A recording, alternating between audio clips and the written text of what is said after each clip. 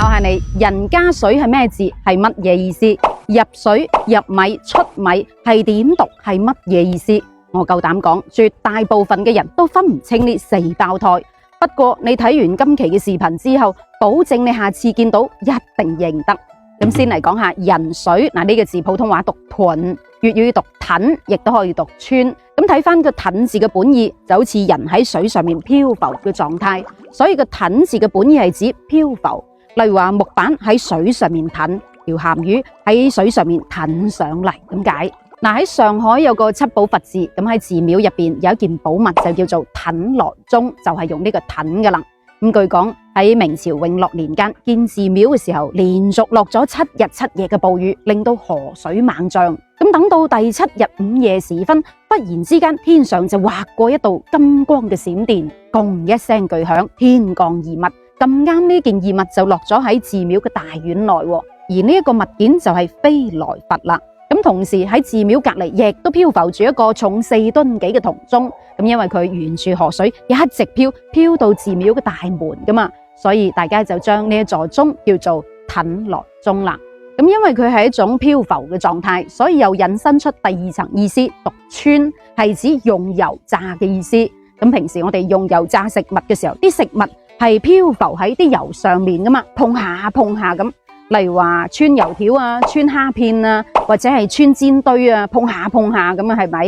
咁其實就相當於平時我哋講嘅油炸，咁佢就講穿。咁依家穿一類嘅烹飪方法已經被納入為中國14大類嘅烹飪方式當中嘅油酥類，例如話穿花生米。有啲菜譜都仲會用到個穿字嚟代替油炸嘅方式嘅。咁所以以後見到呢個穿字，你就要知道點讀啦。而呢個入水普通話讀穿，粵語讀穿，咁呢個字係特指一種烹飪嘅方式。但係呢個穿字同正話人水嘅穿字又唔同咯。正話人水嘅穿字係用油炸嘅，而呢一個穿字係指將食物放落滾水嗰度淥一下，過一下熱水，然之後馬上又再攞翻出嚟。咁普通話讀燙一下，咁而廣東人通常叫淥一下、辣一下嗰個水啊、飛水啊，或者係焯一下水啊。所以有時候嘅穿字會同個燙字一齊用嘅，譬如話北方人講嘅川燙。咁呢一種烹飪嘅方式，其實目的就係為咗加工食材，保證食物嘅口感更加鮮嫩。例如話川菜啊、川湯啊、川丸子啊、川黃瓜片啊嚟整涼拌等等嘅做法，咁樣就會令到食物睇身顏色更加好睇，口感更加爽口，更加有食慾。另外呢個川字仲可以表示一種燒水嘅工具，叫做川子、川儀。睇身外形就好似竹筒咁，其實佢係用鐵皮整嘅。咁喺北京啊、山西老一輩嘅人都會用到川子嚟煲水泡茶飲，咁聽講更加好飲嘅。咁聽山西嘅汾陽人講話，佢哋嘅祖先喺明朝嘅時候去到北京行商，咁從北方就帶咗呢一個叫做川子嘅架撐翻到鄉下用，發覺唔單止可以用嚟燒水飲，仲可以用嚟壓火，即係一吸落去之後就可以整熄個爐入邊啲火啦。仲有因為個川字字形係入水，所以又引申為將啲嘢擺入到水中，或者係捐入水中嘅意思。但係唔知從邊個時期開始，令到有啲學者誤以為係廣府人經常講潛入水中媚水嘅媚字。其實個川字點發音都發唔到個媚字出嚟嘅，只不過係因為個字形入水，所以就俾誤以為係潛水嘅意思啦。咁其實廣府人經常講嘅媚水嘅媚字就係呢一個媚水，沉沒於水底啊嘛。因為美瑤都係讀美，所以就可以發到媚水嘅音啦。抄低佢啦，知識點嚟嘅。咁而個躶字同個川字嘅區別就係人水就係讀躶，亦都可以讀穿。咁因為人喺水上面，佢就會浮起身啦，就好似用油炸食物咁碰下。咁入水就係讀穿啦，就好似將啲食物擺入去水入邊咁。咁除咗人水同入水生得好似之外，仲有入米同出米生得都好似嘅。以前好慣講，不過依家就比較少用啦。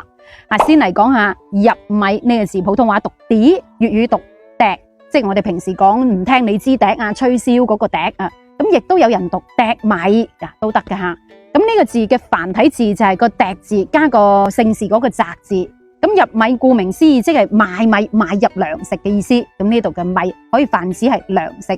但以前嘅人就好慣拎住個布袋去市集嗰度糴米啊，或者係糴糧翻嚟嘅。蘇東坡有句詩就係咁講嘅：糴米賣畜身，百物之時。咁呢度講嘅就係古代嘅市集交易繁忙嘅景象啦。嗱，呢個糴米講起身係有段古嘅。話說當年朱子經常去溪山書院嗰度講學，咁中途佢經過一個落腳點嘅店鋪仔。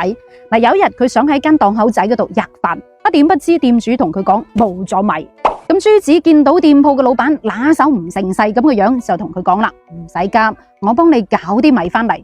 咁朱子喺度行嚟行去，喺店鋪嘅後面就用2嚿石頭冧起身，搭成一個8字形，再用紅筆喺2嚿石頭嘅中間嘅石罅位置點咗個紅點作為嘅窿，仲喺2嚿石頭嘅下面寫咗大大一個米字。點不知真係有大米從呢條石罅嗰度流出嚟，店主裝都裝唔切，好開心，嗱嗱聲煮餐飯俾朱子食啦。咁朱子就千叮萬囑同店主講啦：你千祈唔好喐2嚿石頭喎。咁有咗呢一嚿出石米之後，間店鋪嘅老闆真係豐衣足食。但係呢個店主人心不足蛇吞象啊，嫌呢個石罅太細啦，流啲米落嚟流得太慢太少，咁佢就鑿開個窿，越鑿就越大，以為可以流多啲米出嚟，快啲發達。點不知一粒米都冇，咁店主亦都好後悔。咁自此之後，當地人就將買米叫做糴米啦。咁聽福建古田嘅老一輩人講，話原本呢個出米石隔籬仲有一嚿紀念朱子嘅石頭嘅，咁後嚟因為古田嘅溪水蓄水之後，連2嚿石一齊沉落咗水底啦。咁相反，出米普通話讀挑，粵語讀票，票米即係賣出糧食咁解。其實唔單止廣東人，福建啊、浙江一帶有啲老一輩人都係咁講嘅，去大米行嗰度糴米挑米咯。